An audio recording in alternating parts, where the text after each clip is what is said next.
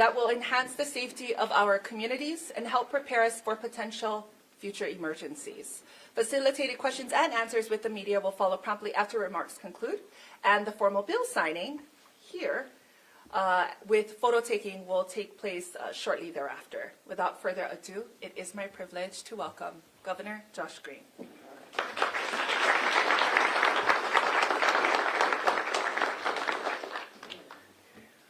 Aloha, everyone. Good to see you. Tough year. We're now just about 11 months since the tragic wildfire on Maui. So tough year, incredible work on the part of the legislature, fire leaders, everyone that's in this room who helped inform us about what we can do to make our state more safe. So we're going to dive into at least a description of 4 bills right off the bat and take questions. Keep in mind, once again, this all is a part of a greater whole, which was that the legislature also fought very hard to make sure there was enough resources for recovery, whether it's housing or the transition to get the debris removed, and so on. I'm happy to report that as of this morning, the numbers I had were, at one point we had 3,071 households in hotels. This morning it was 4 households and 13 people, so that's 99.99% down. At the beginning we had 4,000 pieces of property and structures that were destroyed, and because of the hard work that the legislature has been funding and that FEMA's been doing with the Army Corps, we've had now over 88% of the debris removed from the residential lots. So just a huge amount of work, but how do we stop the next fire from occurring, and how do we go forward? So let's dive into this presser to talk about what they set us up for positively in the future. Okay, first off, the first bill we're going to talk about is House Bill 2193, ensuring enforcement and community safeguard against illegal fireworks. Now, why is this part of this particular press conference with Angus, dear friend and colleague for all these years? Because fireworks can cause fires. It's a very great concern. There's a lot of concerns, a lot of safety concerns that we're talking about. Upper respiratory illness, just the illegality in general, but also not messing around anymore with the combination of very dry land from climate change plus what we've experienced. I hope now everyone will really work with law enforcement to not use these illegal aerials. Please don't. So what does this bill do? It authorizes law enforcement, dear friends, to conduct additional inspections of controlled premises to check out and seize illegal fireworks. And that's super valuable. They've been working so hard. It also requires licensees to maintain detailed records and report any theft or fraud involving fireworks, because without that accountability, we're just not safe. So look, let's move forward on this. Just yesterday we had July 4th, and just wait till New Year's, right? So let's be safe. We can't afford the fires. So that's the first bill. And the second bill is doing something that we've had to do for a long time, and so I'm grateful that it's happened now, which is creating the Office of the State Fire Marshal. Again, worked with the legislature. Fantastic work, guys. Thank you for this. What it does is it appoints a State Fire Marshal once and for all in the newly created Office of the State Fire Marshal. In other words, we have this committee of people that do great work. They're amazing. We'll probably even seek their advice or hire from within. But all the other states had this. We need it more than ever. So having a State Fire Marshal to coordinate statewide fire protection efforts, to work with our fire chiefs, thank you for making us do this, to make sure we're working on the proper fire code amendments that meet our needs for the future, overseeing all the training and certifications that have to be in place. It's a new era where fires and fire safety is going to be central to what governments all across the country do, so let's do it better than everybody else. Finally, it prepares our state to prevent and mitigate fires going forward, probably as important as anything, because as we see, once a fire is raging with the speeds of the winds that were upon us on August 8th, I'm not sure you can stop some fires, so you have to stop them before they even get going. So that was key. The next bill we have, House Bill 2107, designating Ichiyama a language access coordinator. What we needed to do is communicate better. Actually, I thought it was extraordinary how well people did communicate. But, for example, there were a lot of Filipino families in Lahaina that lost their homes or were renters and were displaced. And we had to communicate more than ever with those individuals, amongst others, to get resources. A very complicated labyrinth of resources that you can seek when a disaster like this occurs, whether it's FEMA or state funds or county funds, grants. Difficult, even if you're displaced like, Angus was, who is a senator, or other friends that in the moment, in the trauma, it was so hard to find the right path to resources a lot of times for people. So we have to have extra support, and this will help that. So what its aim really is to address the disproportionate disaster-related risks that individuals face if they have trouble understanding evacuation orders or emergency relief. Super important. It's just start. Just incrementally we get those resources in place. I see out of the corner of my eye, Dr. Agbayani. Thank you. Thank you for calling me on my phone in the middle of the night and telling me to sign this bill. Yes, I'm grateful. So you're not the only one. No, really, it's helpful to have the reminders of what matters most, okay? And then finally, one more bill, and there are so many things because, as I shared before, it's resources, it's making sure people find their way, it's not perfect, but into housing in a proper way. It's doing fire breaks, which I know Department of Transportation has been doing like crazy. It's Lewis's work finding monies, safely from our core corpus of resources over into the disaster fund space. But it's also this, which is preventing abuse. And that's this last bill that I'm going to talk about, 2693. We have to provide some protections against charitable fraud because some people are true bastards when a disaster occurs, and they go and they take advantage of other people who have just lost their livelihoods, who don't have their bank account numbers, or the incredible generosity of people that rain down on the state of Hawaii, particularly Maui Strong, the extraordinary work the Hawaii Community Foundation did.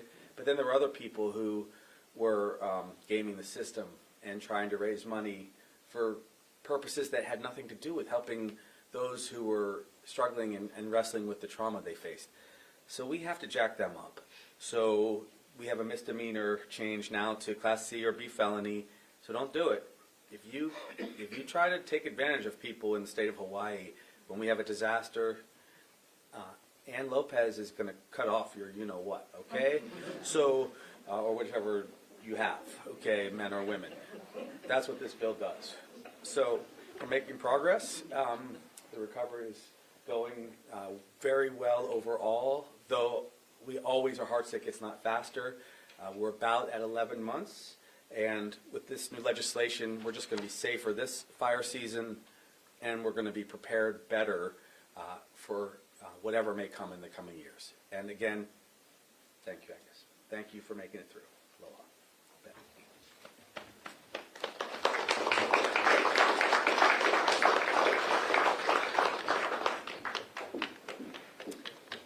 Mahalo, Governor. At this time, I'd like to introduce Senator Angus McKelvey, Chair of the Senate Committee on Government Operations.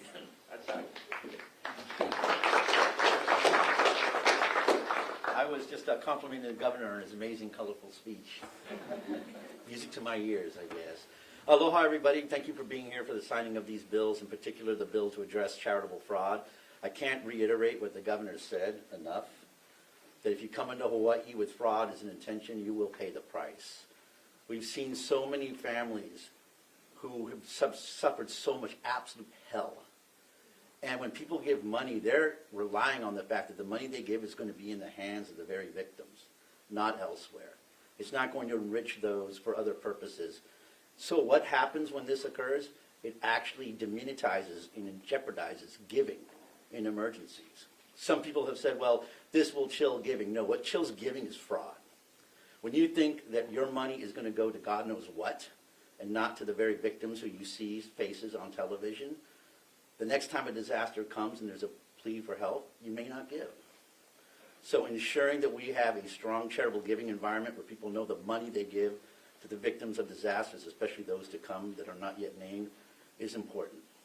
Because without that, the entire system of giving falls apart. So I really thank the governor for this bill, for all the others, the fire marshal. We got a lot of vegetation growing like crazy all over Maui again from the rain, so these bills couldn't be more important, more timely. So mahalo again, Governor, and thank you for allowing me to say a few words.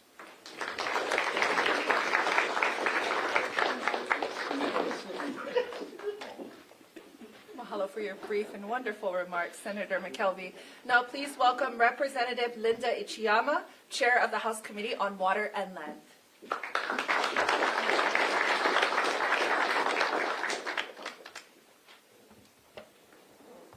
Thank you very much, especially to Governor Green for holding this bill signing ceremony today and allowing us all to be here to participate. As the House Chair of the Water and Land Committee, I have the opportunity to work very closely with Ichiyama and many of our emergency management partners at the county, state, and federal level. The bills that are being signed here today reflect that we are always striving to improve our response to disasters, as well as building resilience in our communities. I'd like to highlight the work of many community groups, and especially the Filipino Caucus in passing House Bill 2107, sponsored by Representative Gregor Iligan. This bill to create a language access coordinator in Ichiyama will improve communication before, during, and after a disaster. In addition, House Bill 1902 will update our emergency management chapter, Chapter 127A, to clarify important sections such as termination of an emergency proclamation and price controls of commodities during a disaster. And finally, has been mentioned already, several bills signed today will help our state better prepare and respond to wildfires. Senate Bill 2085 will reestablish the position of a state fire marshal. Senate Bill 2284 funds a wildfire forecast system. And House Bill 1842 increases penalties for arson as well as violations of our fire code. Many of these are recommendations of the bipartisan House Working Group on Wildfire Prevention. Again, I sincerely appreciate the collaboration with community members, advocates, the Senator, and the Green administration to get to where we are today in signing these important bills into law. Thank you very much.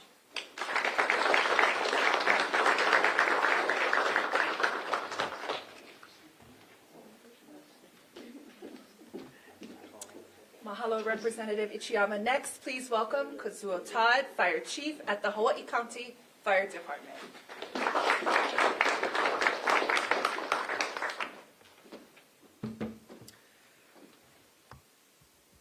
Go up a little bit here. So today is a wonderful day. As we move forward, we're reestablishing the Office of the State Fire Marshal, and this has been something that we've been lacking for almost 4 decades now. This position will make a difference in our local situation by allowing us to have someone at the state level focused in on these problems that are currently plaguing our state. And I have to come up here and thank all the people who have made this possible, from the governor and the different houses of the legislature. I also want to put out a thank you to the Fire Prevention Committee that the House put together. Your work was excellent and really dived down into the problems that the state is facing, and I thought that report was excellent. I also want to thank our many partners out there, from the Department of Forestry and Wildlife to our airport brothers and sisters, and the many county fire agencies that come together that form the State Fire Council currently. This has been an issue that's come across, I guess, over the last couple decades as more and more work has been drawing the members away from what they were able to do in the past, and the need for this position is entirely crucial. So once again, I just want to thank all the people who put in the time and effort to make this happen, and I appreciate you very, very much.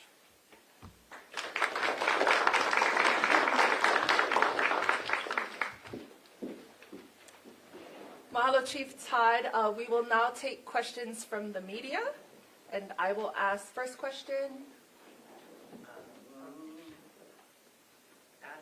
Ashley with Hawaii Public Radio. Hi, first question about the State Fire Marshal Office. How quickly do you expect that to be staffed, and what kind of candidates are you looking for, local or national? State Fire Marshal Office is the question, and details on how we're looking to staff it. So I'll give you the initial answer, and then I'll rely on the chief. We're going to do as fast as humanly possible, and we're only going to be taking bald applicants. So we will see what happens. So obviously we're kind of coming into a peak of our normal season right now. August is usually the highest month in terms of our number of occurrences for fires and the size of the fires. So, you know, I'd love to say that we'll have someone in working right away, but inevitably this is government. It's going to take some time to put together job descriptions, put out a recruitment, and then actually get them set up. I'm hoping to have them in place as soon as possible, but for sure by next fire season, as we move into that next peak, we'll have them there. And so I'll be working with the governor and all of our staff to get that done. Chief, before you go, could you also elaborate how you're going to use the council in the interval? Is that how you'll approach it? Yeah, so I mean, inevitably right now, the work does rely on the people who are currently sitting in the positions. And we do the work of that state fire marshal within the state fire council at the moment. But in the long run, there's just been a lot of expansion of work, and we're hoping to be able to turn that over for better continuity and better output.